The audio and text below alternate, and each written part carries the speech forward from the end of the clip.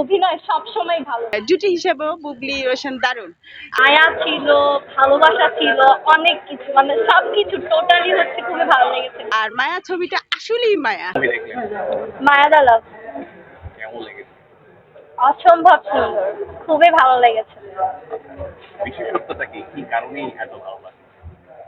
ভালো লাগার কারণটা হচ্ছে মানে এইটার ভিতর হচ্ছে প্রেম নিয়ে হচ্ছে গল্পটা, তো তো মায়া ছিল, ভালোবাসা ছিল, অনেক কিছু মানে সবকিছু টোটালি হচ্ছে খুবই ভালো লেগেছে। সামনে আরো ভালো লাগবে।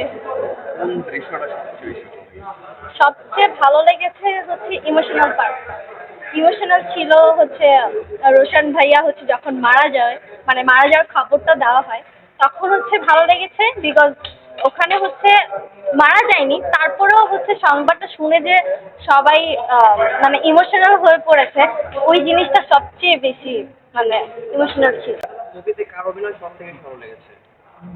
এখন মানে কারো অভিনয় খারাপ লাগে না এখন পর্যন্ত, সবার অভিনয় খুবই দারুণ ছিল, দুর্দান্ত ছিল। রোশন ভাইয়ের কথা আর কি বলবো, রোশন ভাইয়ের অভিনয় সবসময় ভালো ছিল, সবসময় ভালো লাগে ভাইয়ার অভিনয়। এটা তো বলা যাবে না, মানে অল টাইমে ভালো লাগে তাদের অভিনয়গুলো, খারাপ তো কখনোই লাগে না, অল টাইম তাদের অভিনয় খুবই ভালো লাগে।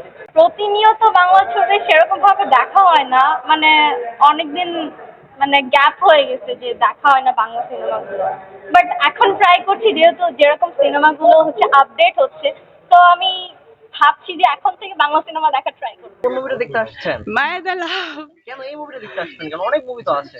আরে দারুণ অসাধারণ ছবি। আমার আমার ফেভারিট বুবলি, অসাধারণ একজন অভিনেত্রী।